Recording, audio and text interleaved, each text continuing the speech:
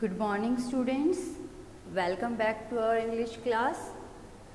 As you all know that last video में हमने lesson 8 की reading की थी and today we are going to discuss its exercise and grammar topics class.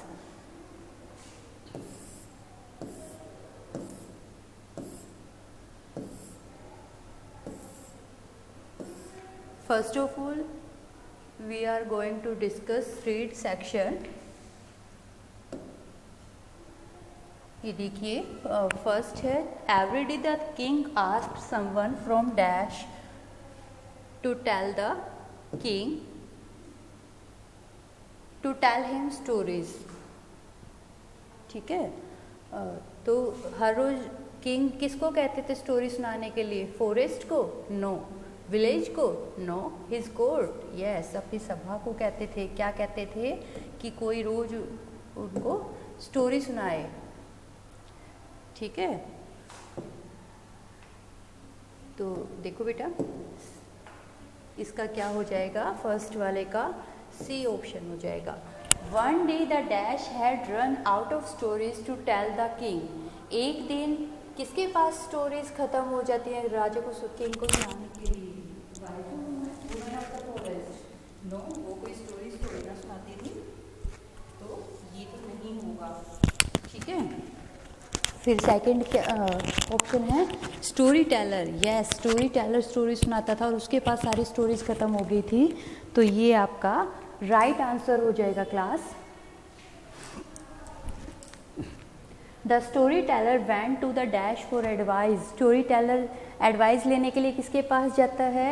I know, मेरे students को पता है, उन्होंने स्टोरी रीड की है. किसके पास जाता है क्लास?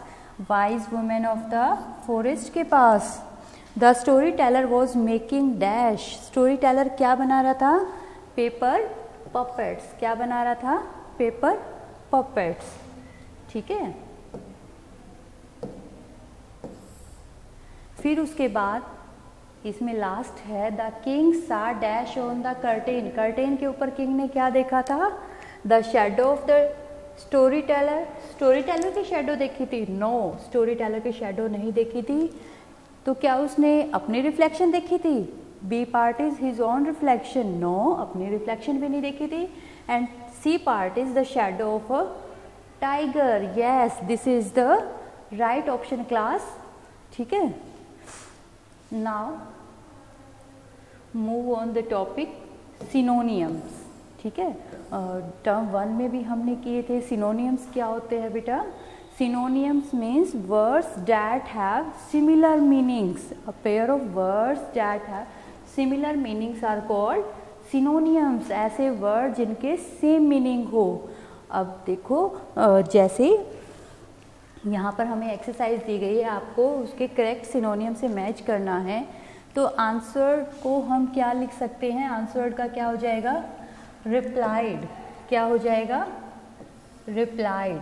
अनहैप्पी का सैड, न्यू का फ्रेश, इंटेलिजेंट का वाइज और बिगेन का स्टार्टेड. ठीक है क्लास, तो इस तरह से आपको अपने वर्कबुक से भी प्रैक्टिस करनी है. एक वीडियो भी मैंने इसके लिए लिया है जिसको हम देखेंगे.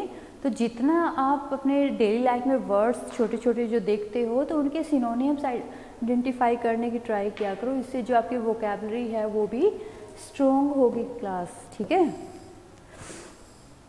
अब देखो आज हम जो मेन हमारा ग्रामर टॉपिक यहाँ करने वाले हैं वो है कंपैरेटिव फॉर्म्स ऑफ एडजेक्टिव्स. बेटे एडजेक्टिव की कंपैरेटिव फॉर्म लर्न करने से पहले, उनको समझने से पहले हमें ये मालूम होना चाहिए कि what do we mean by adjectives. की एडजेक्टिव्स क्या हैं. जब हमें एडजेक्टिव का ही नहीं पता तो हम उसकी कंपैरेटिव फॉर्म कैसे निकालेंगे? ठीक है, तो एडजेक्टिव से भी पहले हम अपना जो ग्रामर का बेसिक है वहाँ से स्टार्ट करेंगे. सबसे पहले हमने किसके बारे में किया था? नाउन. ठीक है, नाउन क्या होते हैं क्लास? आप लोगों ने रीड किया था ना, लेसन 1 में भी था. काउंटेबल अनकाउंटेबल के साथ नाउन टॉपिक हमने पहले किया था. तो नाउन क्या होता है? Noun are the naming words. जो नेमिंग वर्ड्स होते हैं उनको नाउन बोलते हैं, और ये नेम किसी का भी हो सकता है, it may be the name of a person, place और थिंग, ठीक है। और जब हमें नाउन की क्वालिटीज़ बता दी जाएं, ठीक है, अब जैसे एप्पल है, हम बात कर रहे हैं एप्पल की। एप्पल क्या है? नाउन। किसी भी चीज़ का नाम नाउन होता है ना, तो एप्पल भी एक चीज़ है, उसका नाम कोई एक रेड कलर की चीज़ होती है बॉल जैसी सी, जिसको हम एप्पल बोलते हैं, तो ये नाउन है हमारा।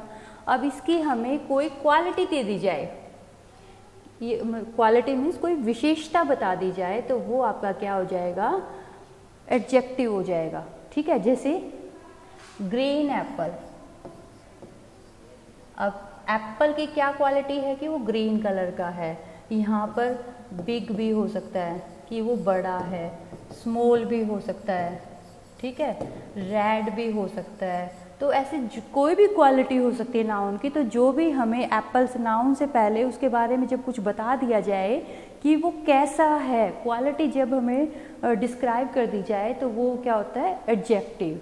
अब देखो यहाँ पर है Rahul is a tall boy. अब ये होता है राहुल इज़ अ बॉय, कि राहुल एक लड़का है, बॉय है, लेकिन हमें क्या बता दिया कि राहुल टॉल बॉय है, लंबा लड़का है।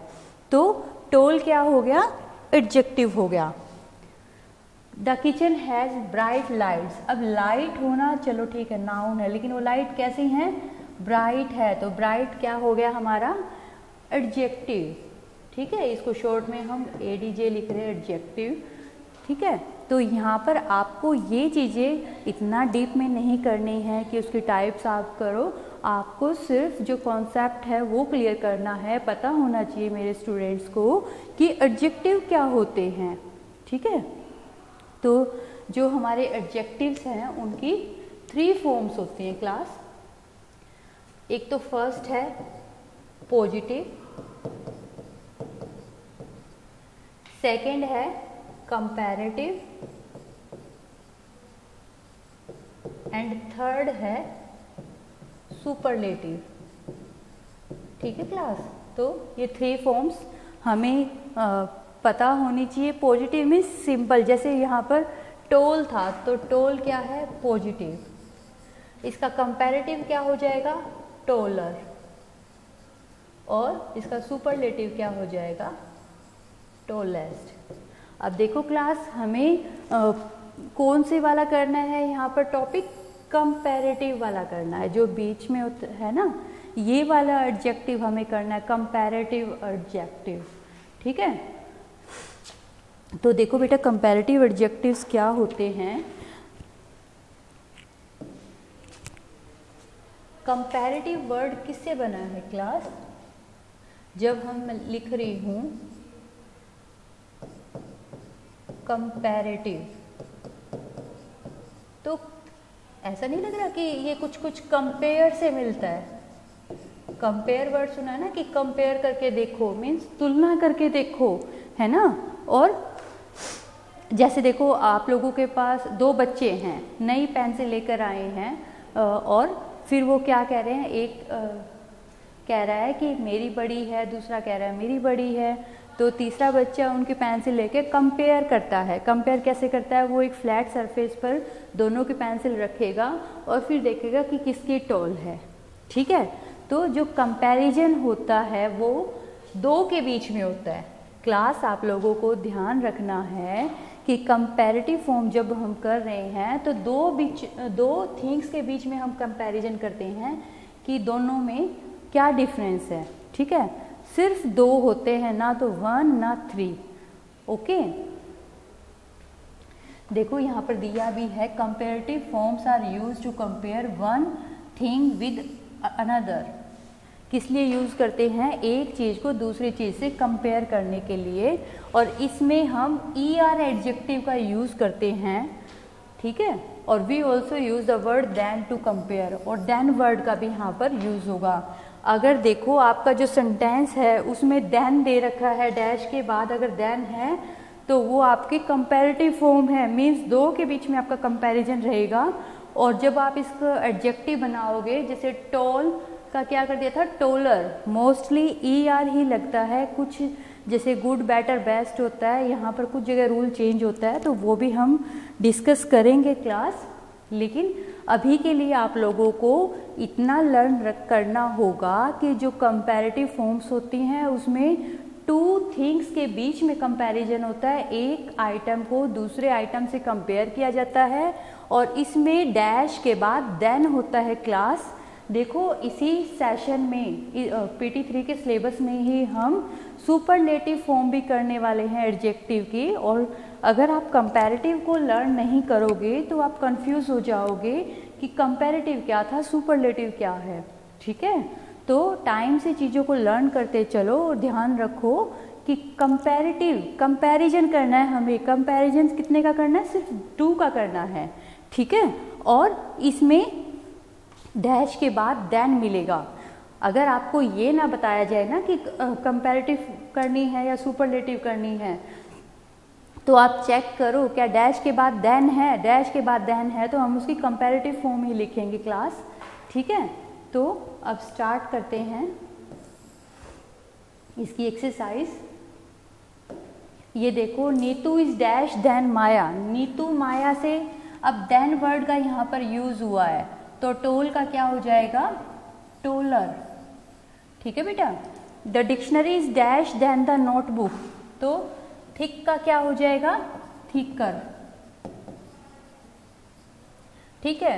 इट इज कोल्ड है dash today than it was yesterday. Today और यस्टरडे 2 दिन का कंपैरिजन। देखो फर्स्ट वाले में नीतू और माया का कंपैरिजन था। ठीक है, सेकंड में डिक्शनरी और नोटबुक का कंपैरिजन है। थर्ड में आज का और कल का, जो दिन जा चुका है, दोनों की ठंड का कंपैरिजन है, तो क्या हो जाएगा क्लास? कोल्डर। ठीक है, और हमें अगर कंपैरेटिव फॉर्म फिल करने को ना बोला जाए, सेंटेंस इस तरह से लिखा है, हमें पता है डैश के बाद देन दे रखा है, तो हम इसकी कंपैरेटिव फॉर्म ही फिल करेंगे। बेटा आपको ये लर्न करने हैं कंपैरेटिव फॉर्म्स की, पॉजिटिव लिख के उसके बाद उसका कंपैरेटिव क्या होगा, सुपरलेटिव क्या होगा। तो होट का क्या हो जाएगा? होटर। ठीक है, इजी का ईजियर। देखो 5th वाले में this question is dash than the last one. यह क्वेश्चन पिछले वाले क्वेश्चन से क्या है? 2 के बीच में, इस क्वेश्चन के बीच में और पिछले क्वेश्चन के बीच में कंपैरिजन है, तो क्या हो जाएगा? Easier. This rock is dash than all other rocks, तो यहाँ पर क्या हो जाएगा? हार्डर। देन वर्ड जहाँ पर आ गया है वहाँ पर आप कंपैरेटिव फॉर्म लिखोगे क्लास। यहाँ पर भी थिन का क्या हो जाएगा? थिनर। स्मॉल का स्मॉलर, और सॉफ्ट का सॉफ्टेस्ट। ठीक है बेटा, तो ये हैं आपके comparative forms of adjective.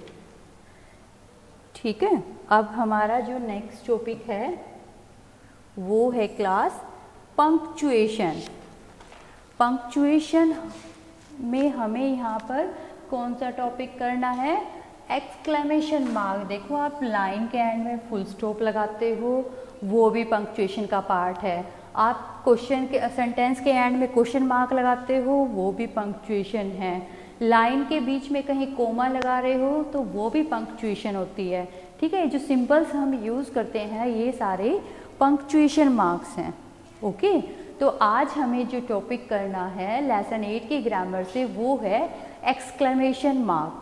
Exclamation mark is used at the end of a sentence to show an expression or a strong feeling. इसको हम किसी भी सेंटेंस के एंड में कब यूज़ करते हैं? जब हम किसी एक्सप्रेशन को, एक्सप्रेशन मीन्स कोई भाव, हमारे मन का भाव, हम खुश हैं या दुखी हो रखे हैं, परेशान हैं, या कोई और स्ट्रॉन्ग फीलिंग है, जब हमें वो दिखानी है तो हम एक्सक्लेमेशन मार्क का यूज़ करते हैं। ठीक है, फर्स्ट है it is so beautiful sad the king. King ने क्या कहा?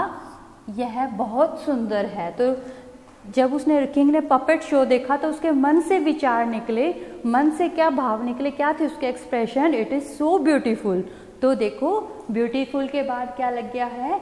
Exclamation mark.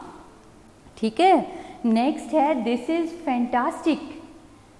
यह बहुत अच्छा है, तो फैंटास्टिक के बाद में क्या आ जाएगा, एक्सक्लेमेशन मार्क आ जाएगा क्लास। नेक्स्ट है help me, there is too much work. अब कोई हेल्प मांग रहा है, जो फर्स्ट वर्ड उसके जो निकले वो क्या है, हेल्प मी, तो हेल्प मी के बाद क्या लग जाएगा क्लास, एक्सक्लेमेशन मार्क लग जाएगा। ठीक है, नेक्स्ट देखो इसी में, I am so happy sad the king. अब देखो किंग ने जो बात कही है ना, उसके बाद हम क्या लगा देंगे, एक्सक्लेमेशन मार्क लगा देंगे।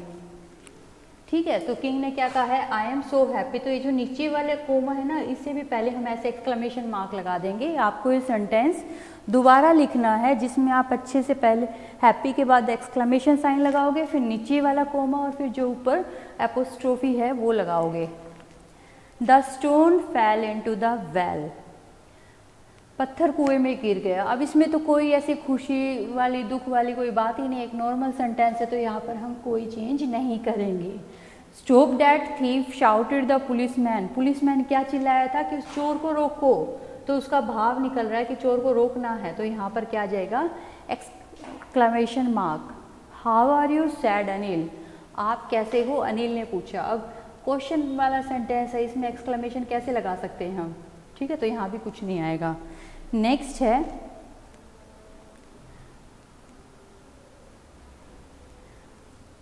Viren shouted in excitement we are going on a picnic tomorrow, तो यहाँ पर भी एक्सक्लेमेशन हो जाएगा कि वीरेन एक्साइटमेंट से बोल रहा है कल हम पिकनिक पर जाएंगे, तो यहाँ पर एक्सक्लेमेशन हो जाएगा। The man sad sadly I have lost my purse, man ने दुखी होकर क्या कहा कि मेरा पर्स गुम हो गया, तो यहाँ पर भी एक्सक्लेमेशन मार्क लग जाएगा class. The angry driver shouted walk carefully, angry driver क्या चिल्लाया, वॉक केयरफुली, कि ध्यान से चलो, तो वॉक केयरफुली के बाद एक्सक्लेमेशन मार्क आ जाएगा। Raghu like the film so much that he watched it again, Raghu को फिल्म इतनी अच्छी लगी कि उसने वो दोबारा देखी। अब नॉर्मल सेंटेंस है, इसमें कोई एक्साइटमेंट नहीं है, कोई सोरो नहीं है, तो यहाँ पर हम कुछ नहीं करेंगे। ठीक है, तो क्लास ये थे आपकी लेसन 8 की एक्सरसाइज और उसके ग्रामर टॉपिक्स। आई होप आप सब बच्चों को अच्छे से समझ आया होगा। बेटा आप अपने वर्क बुक से भी प्रैक्टिस करते रहना। Okay bye class, thank